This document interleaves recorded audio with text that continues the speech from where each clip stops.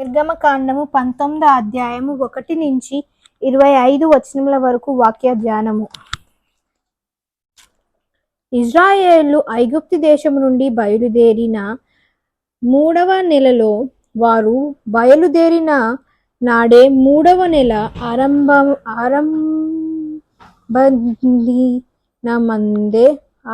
దినమందే వారు బయలుదేరినాడే 3వ నెల ఆరంభ దినమందే వారు సీనాయి అరణ్యమునకు వచ్చిరి.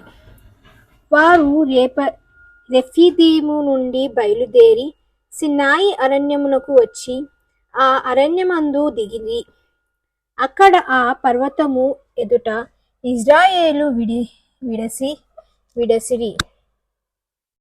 మోషే దేవుని యొద్దకు ఎక్కిపోవగా యెహోవా ఆ పర్వతము నుండి అతన్ని పిలిపించి, నీవు యాకోబు కుటుంబీకులతో ముచ్చటించి ఇజ్రాయేలుకు తెలుపవలసిన దేమనగా, నేను ఐగుప్తులకు ఏమి చేస్తినో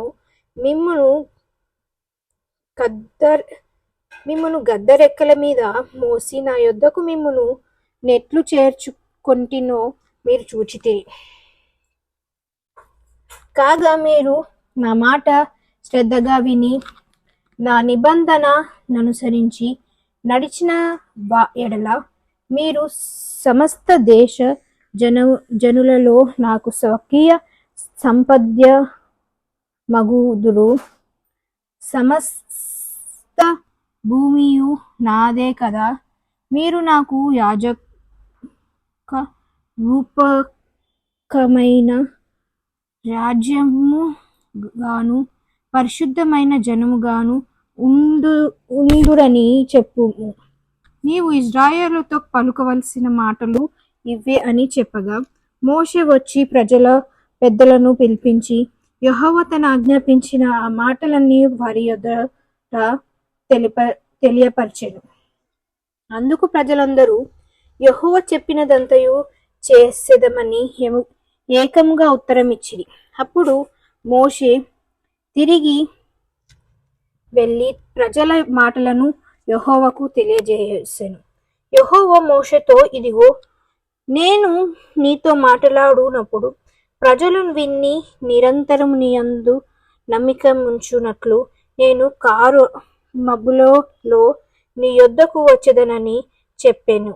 మోషే ప్రజల మాటలను యెహోవాతో చెప్పగా, యెహోవా మోషేతో, నువ్వు ప్రజల యొద్దకు వెళ్ళి నేడును రేపును వారిని పరిశుద్ధపరచుము.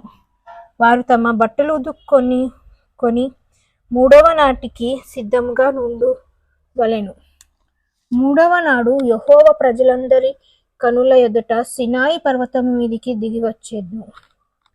నీవు చుట్టూ ప్రజలకు మేరను ఏర్పరచి, మీరు ఈ పర్వతము ఎక్కవద్దు, దాని అంచును ముట్టవద్దు, భద్రము సుమి. ఈ పర్వతము ముట్టు ప్రతివానికి మరణశిక్ష తప్పక విధింపబడవలెను. ఎవడునూ చేతితో దాన్ని ముట్టకూడదు. ముట్టినవాడు రాళ్లతో కొట్టబడవలెను లేక పొడవబడవలెను. మనుష్యుడు గాని మృగము గాని బ్రతుకకూడదు.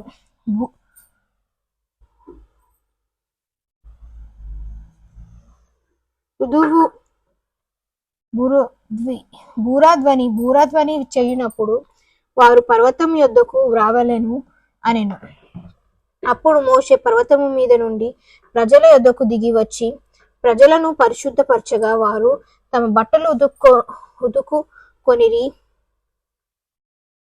అప్పుడు అతడు 3వ నాటికి సిద్ధముగా నుండి ఏ పురుషుడును స్త్రీని చేరకూడదని చెప్పెను.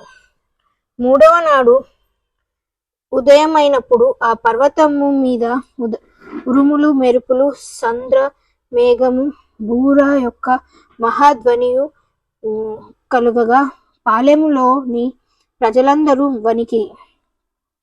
దేవునిని ఎదుర్కొనుటకు మోషే పాలెములో నుండి ప్రజలను అవతలకు రప్పింపగా వారు పర్వతము దిగువను నిలిచిరి. యెహోవా అగ్నితో సినాయి పర్వతం మీదికి దిగి వచ్చినందున అదంతయు ధూమమై ఉండెను. దాని ధూమము కొలిమి ధూమము వలె లేచెను. పర్వతమంతయు మిక్కిలి కప్పించెను. ఆ బూరధ్వని అంతకంతకు బిగ్గరగా మ్రోగెను. మోషే మాట్లాడుచుండగా దేవుడు కంఠస్వరము చేత అతనికి ఉత్తరమిచ్చుచుండెను.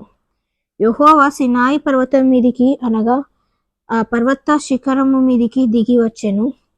యెహోవా పర్వత శిఖరము మీదికి రమ్మని మోషేను పిలువగా మోషే ఎక్కిపోయాను. అప్పుడు యెహోవా ప్రజలు చూచుటకు యెహోవా యొద్దకు హద్దు మీరి వచ్చి వారిలో అనేకులు నశించుకుండునట్లు నీవు దిగిపోయి వారికి ఖండితముగా ఆజ్ఞాపించుము. మరియు యెహోవా వారి మీద పడకుండునట్లు యెహోవా యొద్దకు చేరు యాజకులు తాము తామే పరిశుద్ధపరచుకొనవలెనని మోషేతో చెప్పగా మోషే యెహోవాతో ప్రజలు సినాయి పర్వతము ఎక్కలేరు. నీవు పర్వతమునకు మెరుపులను ఏర్పరిచి దాన్ని పరిశుద్ధపరిచి వలెనని మాకు ఖండితముగా ఆజ్ఞాపించితివనెను. అందుకు యెహోవా నీవు దిగి వెళ్ళుము, నీవును నీతో అహరోనును ఎక్కి రావలెను. అయితే యెహోవా వారి మీద పడకుండునట్లు యాజకులను ప్రజలను ఆయన యొద్దకు వచ్చుటకు మేరను మీరకూడదు.